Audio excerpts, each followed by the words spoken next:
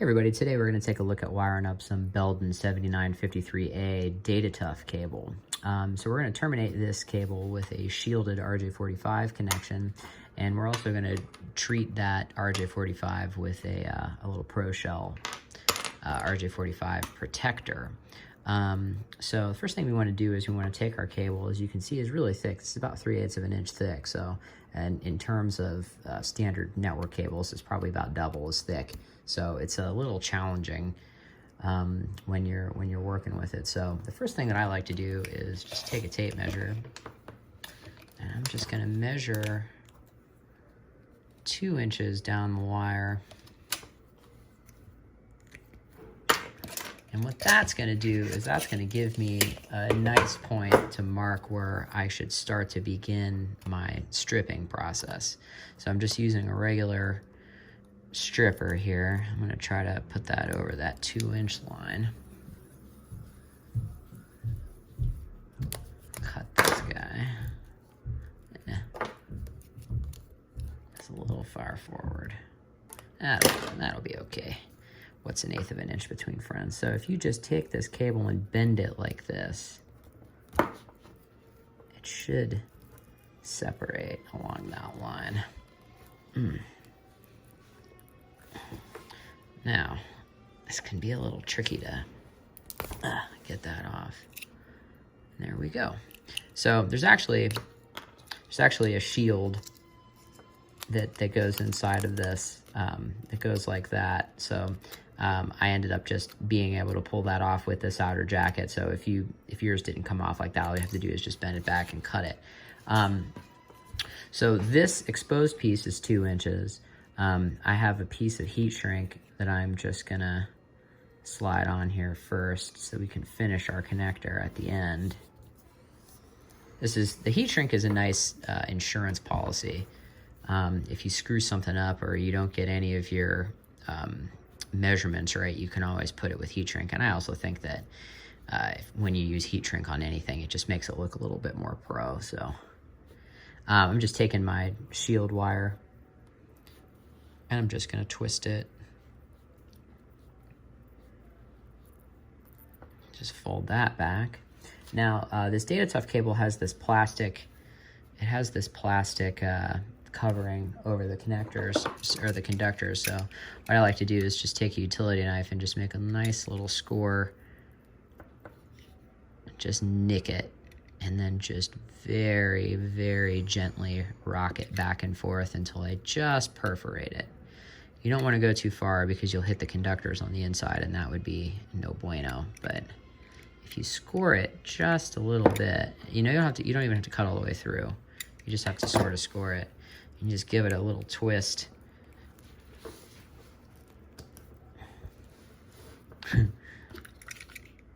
Generally, this is easy, unless I'm filming. Then it's challenging. If anybody watches my videos, you know I don't edit them so that you guys can see anything that's hard. I don't want to make it look really easy if it's not. So you take this little piece of string that's in here, take a flush cutter, cut that off, flip our conductors out like this.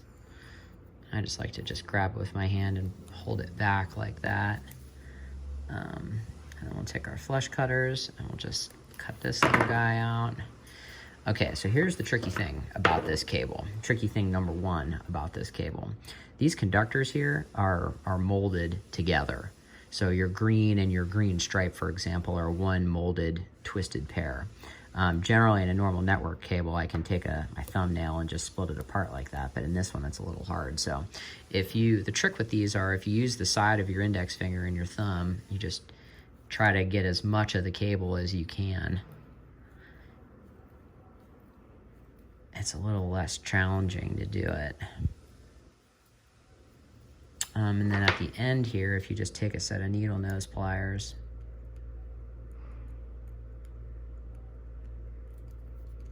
you can twist it. At the end is the tricky part. Okay. Okay, There's one set. We've got 3 more to go.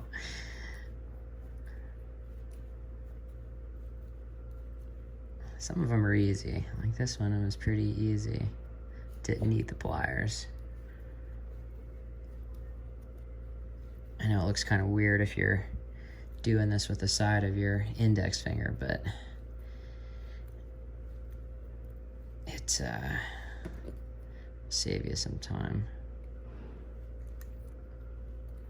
Now again, you got to be really careful. These aren't thick gauged wires, and the jacketing, although the jacketing around here is a lot tougher than a normal pull box style Ethernet cable, it's still, you can still damage it.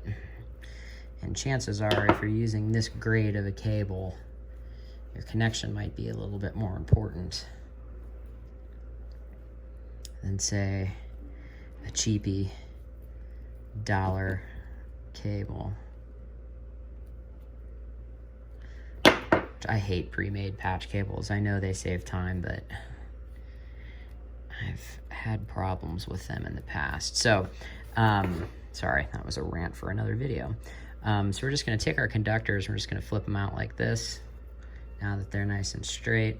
So what you wanna do is, if you take a utility knife, and right at the end here, if you just do a little cut between the 2 conductors, and I like to pierce and then just pull the cables through my knife. That generally keeps it relatively straight, because you don't want to cut into the jacketing of the other conductor.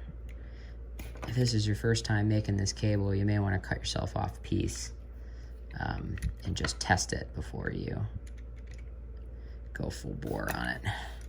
This stuff is not cheap. So if you take your tactical thumbnail here, split your conductors apart, you can pull them all the way down like that. Wish I did cool stuff like play guitar or something to necessitate these tactical fingernails, but I just make a lot of cables. Not nearly as cool. I think it's cool.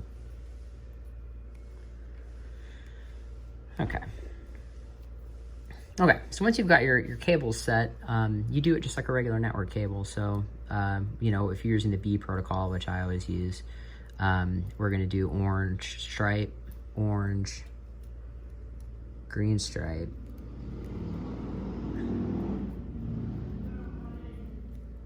blue, blue stripe,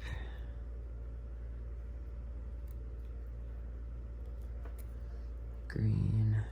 So there's our crossover.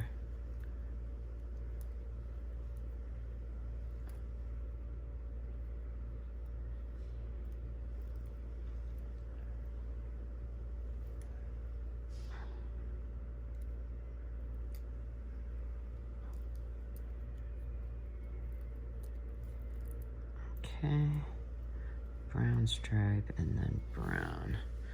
Okay, so just confirming orange stripe, orange, green stripe, blue, blue stripe, green, brown stripe, and brown. So what I like to do is with my right hand, I like to just hold the conductors tight and then try to just find where the cables want to lay.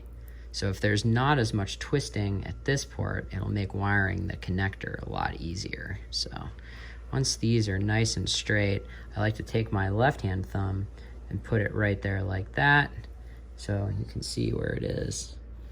And then that's my cut line.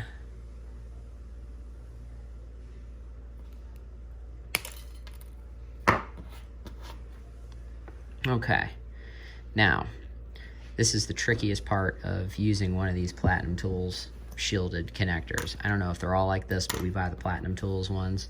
They have this little boot in here like this. Now if you see it, let me try to move this up to the camera so you can see it. There's little cable guides, and then there is just the gap of it. You want to make sure that this side goes against your cables. Now what this does is it flips the conductors up, or it separates them up and down. And sometimes this goes well, and sometimes this goes poorly. So the thing that you need to make sure that you check is once you get this on, you need to make sure that your color order is still the same. Sometimes things can shift. So if we look at this, I'm just gonna pull this sort of down like that. We've still got orange stripe, orange, green stripe, blue, even though that looks like blue stripe, that's just the cable jacketing. Blue stripe, green, oh, and we're okay. So here's the trick. You take this guy and you pull him down like that, and then you pull him up, just like that, without making it come off. And you can take your flush tool, flush conductor, or cutter, straighten these up, because you want those conductors as straight as you can. So when you wire it, let's see, my brown is a little taller. This is the sort of maddening OCD part. So when you wire it, you want to go with the fins up.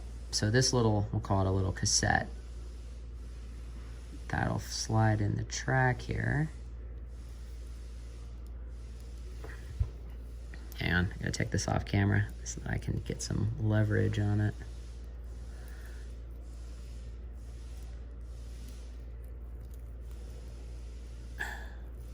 This Datatuff cable is not particularly easy to work with. I feel like if you're watching this video, you may have seen some type of online retailer charge $70-some for this cable, and now you know why. It's not particularly easy to build. Okay, so now that this is in here like this, I apologize for doing that off camera. We're just gonna look at the end here, this end right here, and just make sure that all of our conductors are through. And again, we're gonna do one last double check of our colors. So orange stripe, orange, green stripe, blue, blue stripe, green, brown stripe, and brown. Okay, so now that you're at this stage, you can take just a regular RJ crimp tool, crimp it in, just like that. And what you want to do with your shield is it's making contact with this part of the chassis right here. So all you want to do is just wrap this around the connector like this. And then we'll just take the bottom portion of this connector and slide it up.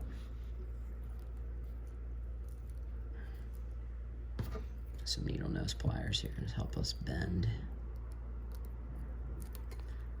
Okay. Then all you want to do is just crimp these little sides in like that.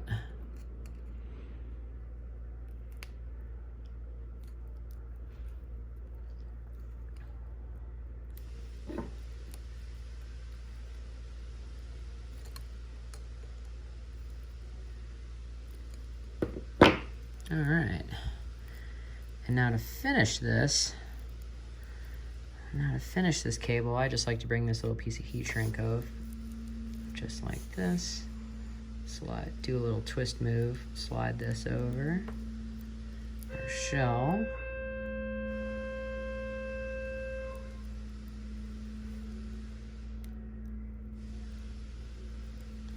I should have used a little bigger piece, but that's okay. Get it from the bottom here.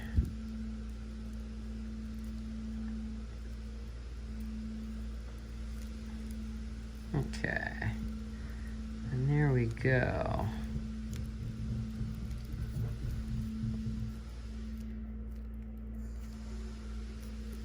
All right, so let's shrink this down.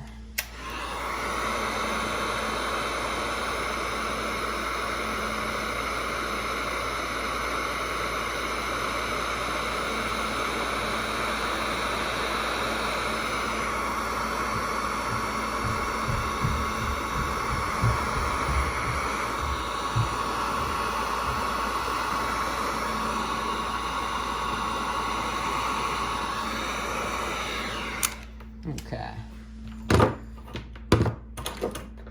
so we've got this done. Now let's get our little ProShell on there. So, now we're up, bring this cable around. You can see it from the other side. Now you can see in an entertainment application where you really wouldn't want this. An Ethercon cable would be really cool, but sometimes you don't have the infrastructure to do that. So they make these little ProShell caps, which are pretty cool. And what you have to do here is sort of size it up. And this is, the heat shrink both adds an element of helpfulness, and it also makes it a little complex. You wanna, while it's still warm, it's making the cable thicker, which makes it more complex. But while it's still warm, you want to just move it around this little S duct that it has here, and get that sort of fitted. And when the heat shrink is still tacky, it'll keep it on there, which is nice.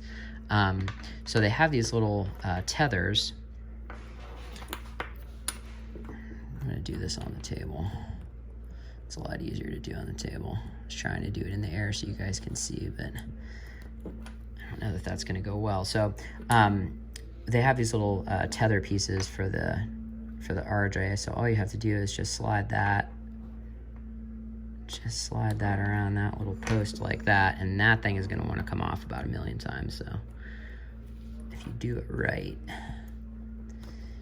you can keep that in there like that.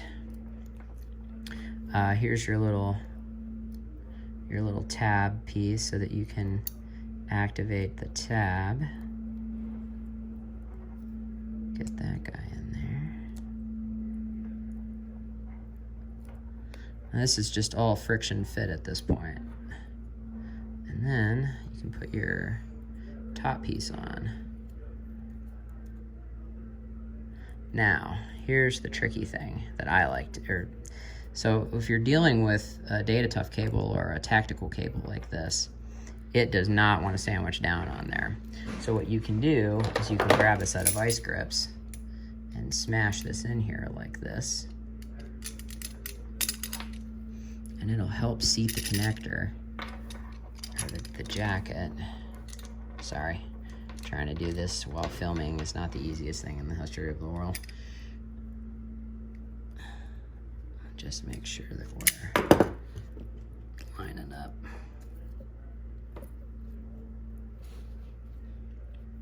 Okay, so once you're relatively lined up, you can take a set of vice grips. Sorry, I don't mean to do this off camera, but I have to. And try to center it the best you can. And lock your vice grips in, and then you can put these little screws in.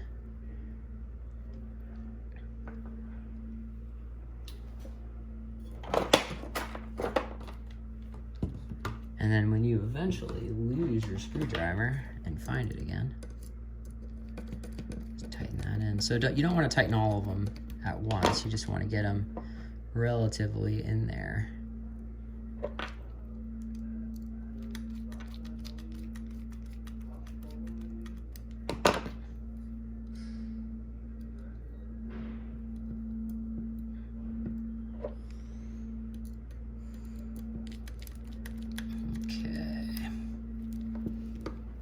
So the vice grips are pretty crucial, because doing this without them would be pretty hateful.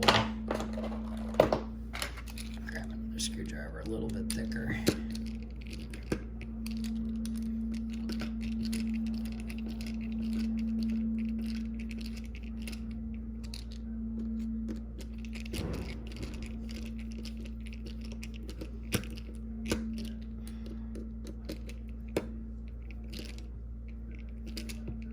You don't want to go too hard on these because you don't want to strip it out, but also they need to be tight. Screwdriver number 3.